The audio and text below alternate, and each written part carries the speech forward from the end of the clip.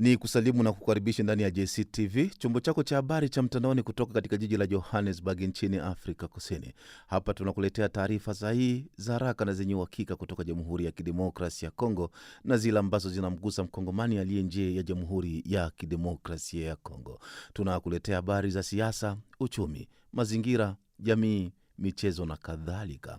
Hapo utapata uchambuzi kutoka kwa wachambuzi wetu, lakini pia ripoti mbalimbali kutoka kwa maripota wetu. Leo ni Jumanne, Aprili 7, 2026. Langu jina mimi naitwa Bedi Jean de la Croix. Niseme tu karibu. Tulionayo Jumanne ya leo. Limesema liligundua helikopta inayodaiwa kuwa ya waasi wa M23 kutoka nchini Rwanda wakati wa mapigano yaliyotokea weekend iliyopita katika kijiji cha Muramvya katika tarafa la Uvira mkoani Kivu Kusini. Utamsikia baadaye Thompson Unjibatangalo William na undani zaidi wa ripoti hii. Moja ya helikopta hizo kutoka Rwanda tuliidungua helikopta hii. Zaidi ya wakimbizi 200,000 wanakabiliwa na uhaba mkubwa wa chakula katika kambi ya Kalobei kaskazini mwa Kenya. Utamsikia baadaye Miala Ntangani a David kutoka Nairobi nchini Kenya. Kwa wakati huu tulio nao, kwa kweli wakimbizi wanateswa zaidi sana katika kambi. Na sasa tuangazie kwa kina kabisa taarifa zetu. Zaidi ya wakimbizi 200,000 wanakabiliwa na uhaba mkubwa wa chakula katika kambi ya Kalobei kaskazini mwa Kenya. Awali nilifanya mahojiano na Miala Ntangani a David. Yeye ni mwanasiasa lakini pia ni mwanaharakati wa haki za binadamu. Alisema nami moja kwa moja kutoka katika jiji la Nairobi nchini Kenya. Nilimuuliza kama hali ya ukimbizi kiujumla ikoje nchini Kenya. Miala alianza kwa kudadavua. Cha kwanza ni programu ya serikali ya Kenya. Kuna mpango wa serikali ya Kenya ambao walitoa, ambao unaitwa integration, kusema ya kwamba wakimbizi wale ambao wamekaa hapa Kenya miaka mingi wana haki ya kuwa wana usawa pamoja na wananchi wa Kenya. Kama vile mkimbizi anapaswa kuwa na haki ya kununua kiwanja, kutafuta mali zake, kujenga, na yule ametaka yeye kwa hiari yake anaweza kuwa Mkenya, ambayo program integration wakipeleka mbele ya hii agence ya UNHCR kwa hiyo system, kwa sababu ya kutaka kufanya integration, wakimbizi na wananchi wakuwe pamoja. Sasa kupitia hiyo program ambao serikali ya Kenya waliweka kwa wakimbizi, ndio imetuma sasa upungufu wa huduma kwa wakimbizi kutoka kwa shirika la UNHCR limepungua. Na hiyo ndio tatizo imeleta.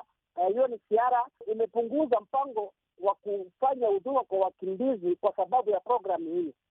Na kama leo wakimbizi wengi wanateseka kutokupata chakula katika kambi ya Kakuma na Dadaab, ni kwa sababu ya mpango huo ambao serikali ya Kenya iliweka, lakini mpango huo bado haujafanyika.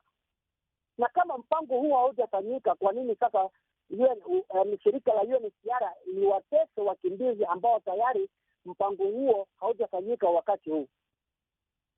Sisi tunaambiwa kwamba ugumu wa maisha ambao unaripotiwa hapo kambini unatokana na Marekani kupunguza ufadhili kwa wakimbizi. Watu wanaweza sema Marekani kupunguza ufadhili, lakini hujui Marekani ni nchi kati ya nchi ambazo ziko ndani ya Umoja wa Mataifa. Ifahamike hivyo. Na Umoja wa Mataifa una nchi takribani 100 ambazo zinaweka mchango wake katika Umoja wa Mataifa. Na kuna ile budget Umoja wa Mataifa inaweka kwa sababu ya kitengo chao cha wakimbizi ambacho kinaitwa UNHCR. Hiyo budget iko katika nchi zote ambazo kuko wakimbizi. Sioni kama Marekani inaweza kosa kuweka msaada huo kwa Umoja wa Mataifa ndio inaweza kutuma ile budget ya kuwasaidia wakimbizi ikose. Lasha. Kwa sababu budget hiyo mara kwa mara inafanyika katika vikao vya Umoja wa Mataifa. Inaonekana kuna system iko hapo ndio inahujumu mpango wa UNHCR kuwahudumia wakimbizi katika nchi ya Kenya. Na huo mpango wa hiyo integration ambao Kenya iliweka ndio imetuma UNHCR inahujumu, kwa sababu kuna zile huduma nyingi ambazo UNHCR ilikuwa ikiwafanyia wakimbizi zimepungua wakati serikali ya Kenya ilipoweka mpango huo wa integration. Sasa misaada kutoka kwa mashirika ya kibinadamu inawafikia wakimbizi kwa kiwango gani? Na je, unaona misaada ambayo inawafikia wakimbizi inatosheleza kabisa katika mahitaji yao? Kwa wakati huu tulio nao, kwa kweli wakimbizi wanateswa zaidi sana katika kambi, na sio kambi tu, na katika mijini. Unajua hapa Kenya kuna wale wakimbizi wenye wako ndani ya kambi, na hapa Kenya kuna kambi ya Kalobey, Kakuma na Dadaab, na kuna wale wakimbizi wao katika mijini. Kuna wale wakimbizi wao katika urban area mijini kama vile Nairobi, Mombasa, Nakuru, Eldoret na mahali pengine. Zaidi sana wenye wanahasirika zaidi sana ni wenye wako ndani ya kambi, kwa sababu hao watu wanategemea kupata vyakula kutoka UNHCR. Hao wenye wako ndani ya jiji wanajitegemea wenyewe, wanapewa tu UNHCR na wasaidia only vitambulisho, lakini kuwapa huduma hawapati wenye wako ndani ya jiji. Lakini wenye wako ndani ya kambi wanategemea passport 100 kutoka UNHCR. Lakini mpango huu wa serikali ambao ulileta umetuma mashirika nyingi za Umoja wa Mataifa zimepunguza gharama na huduma kwa wakimbizi. Isingelikuwa mpango huu wa integration serikali ya Kenya kuitoa, labda mashirika ya UNHCR na mashirika mengine ya Umoja wa Mataifa ingilikuwa ikiwahudumia wakimbizi vipasavyo. Lakini wakati pendekezo ya mpango huu wa integration ilipopelekwa na serikali ya Kenya kwa Umoja wa Mataifa, ilituma shirika hizo za Umoja wa Mataifa zipunguze huduma kwa wakimbizi. Na tukiangalia sasa, Kakuma wako katika hali hatari. Kakuma ni kambi ambayo iko ndani ya jangwa la Sahara. Hata wakilima hawapati mavuno, hata wakifanya kazi zote za mikono hakuna kitu ambacho kinawasaidika. Kwa sasa hivi kambi hilo ambalo liko ndani jangwa la Sahara, Kakuma na Dadaab, wanateseka sana. Mbali au kando na siasa, wewe ni mwanaharakati. Ujumbe wako kwa wote ambao wanasikiliza, hasa mashirika ya kimataifa, lakini pia serikali ya Kenya na wadau wa moyo mwema ambao wanaweza kujisikia kusaidia wakimbizi, ujumbe wao kwao ni upi? Mimi ujumbe wangu kwanza, serikali ya Kenya, tunaomba serikali ya Kenya, kama mpango huu wa integration haujafika kwenye kingo wao ukubaliki, kwa nini wazuie mashirika ya Umoja wa Mataifa isiwasaidie wakimbizi? Wakimbizi nao ni wanadamu, wana haki, na kama wamekimbilia usalama wao katika nchi ya Kenya, wametoka makwao kukimbilia Kenya, wameona na wamekuwa na imani katika na nchi ya Kenya, wameona Kenya ndio kuna suluhu na kimbilio lao. Na sasa kama Kenya inaweza kuchukua hatua hiyo, itakuwa imewaumiza sana wakimbizi. Ionekane kwenye wametoka, wamekimbia vita, katika nchi ambao wanakuja kukimbilia usalama wao, nao kunaingia katika vita ingine ya kukosa chakula, kukosa miundombinu ya kufanya kazi. Itakuwa ni jambo sio sahihi. Tungeomba serikali ya Kenya, kama jinsi wakimbizi walikuja katika nchi ya Kenya, kwa wahifadhi na wachukue kama ndugu zao na kama vile watu ambao wamekuja kuomba msaada kwao. Kwa Umoja wa Mataifa, ombi langu kwa Umoja wa Mataifa ni kusema, na shirika zote za Umoja wa Mataifa, mpango huu wa integration wa Kenya, wa serikali ya Kenya ambao uliweka, haujakamilika sahihi. Wawahudumia wakimbizi wasije wakateseka, au watu wamekimbia makwao kutoka nchi zao, wametoka Rwanda, wametoka Burundi, wametoka DRC, wametoka Somalia, wametoka katika Djibouti, nchi zingine, wametoka South Sudan na Sudan, wakimbilia amani katika nchi ya Kenya. Na hao maisha yako ndani ya mikono ya Umoja wa Mataifa kwenye kitengo cha UNHCR. Tungeomba mashirika za haki ya kibinadamu kuingilia kati swala hili la wakimbizi, kwa sababu wanateseka kwa njaa, wanateseka kwa watoto kwenda shuleni, wanateseka kwa matibabu. Tungeomba Umoja wa Mataifa kupitia na mashirika za Umoja wa Mataifa zipate kuwasaidia wakimbizi mpaka siku hilo mpango huu wa serikali ya Kenya integration utakaofika kikomo. Kwa hiyo tungeomba Umoja wa Mataifa, na ningeomba wakimbizi, wito wangu kwa wakimbizi ambao wanaishi katika nchi ya Kenya, wale walio ndani ya kambi na walio ndani ya urban, ni wazidi kupiga kelele kulilia mashirika ya Umoja wa Mataifa, na zaidi sana Umoja wa Mataifa ambao uliwaombea hifadhi katika Kenya ipate kuwasaidia, kwa sababu tukiangalia statistics ya watu ambao wamefariki na njaa, watoto hawaende shule, ubakaji kwa wamama, matibabu kwenye zahanati, wengi wanafariki na hawana tegemeo katika nchi hii ambayo wamepewa hifadhi. Tunaomba mashirika ya wakimbizi ambayo iko ndani ya Kenya, mashirika ya Umoja wa Mataifa na mashirika ya kiserikali ya kutetea haki ya wakimbizi ingilie kati swala hili la wakimbizi ambao wanateseka katika nchi ya Kenya. Mimi Alan Otangani a David nilizungumza naye hivi punde moja kwa moja kutoka Nairobi nchini Kenya. Na hatimaye kabisa jeshi la Jamhuri ya Kidemokrasia ya Kongo limesema lilidungua helikopta inayodaiwa kuwa ya waasi wa M23 kutoka Rwanda wakati wa mapigano yaliyotokea weekend iliyopita katika kijiji cha Muramvya tarafani Uvira katika mkoa wa Kivu Kusini. Thompson Unjibatangola William na mengi zaidi.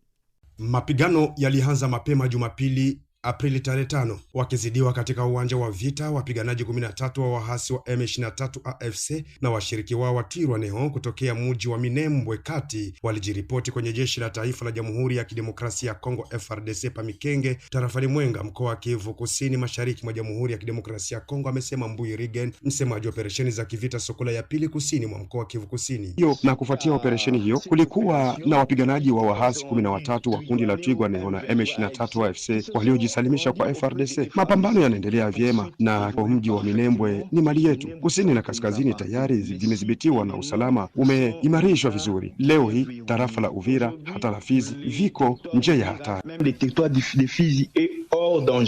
Msemaji ameendelea kusema kwamba wapiganaji hao walijisalimisha kila mmoja na silaha yake aina ya AK-47 wakiziweka mikononi mwa jeshi la taifa kwa hiari yao wenyewe. Walitambulishwa mbele ya kamanda wa operation Kanali Mpanga Mbanze Gili wa operesheni za kivita Sokola ya pili kusini mwa Kivu Kusini katika misitu ya Fizi na Mwenga, ameongeza Luteni Mbui Rigen, msemaji wa Sokola ya pili. Wakati huo huo, mji wa Muramvya unaopatikana katika halmashauri ya Bijombo, usultani wa Bavira, tarafa la Uvira kwa Kivu Kusini, umekombolewa na vikosi maalum vya FARDC. La situation pour aujourd'hui, hali ya leo kuna utulivu katika eneo hili kote upande wa tarafa la Fizi na upande wa tarafa la Uvira. Tumekamata tena miji ya Mitamba na Muramvya. Kwa hivyo ili kuelewa vizuri, Muramvya tayari inakupatia njia ya kufikia kijiji cha Muketi ambacho kinakuongoza kuelekea Bijombo ili kudhibiti wilaya zetu zote jirani kwa madhumuni ya kufunga njia kwa adui.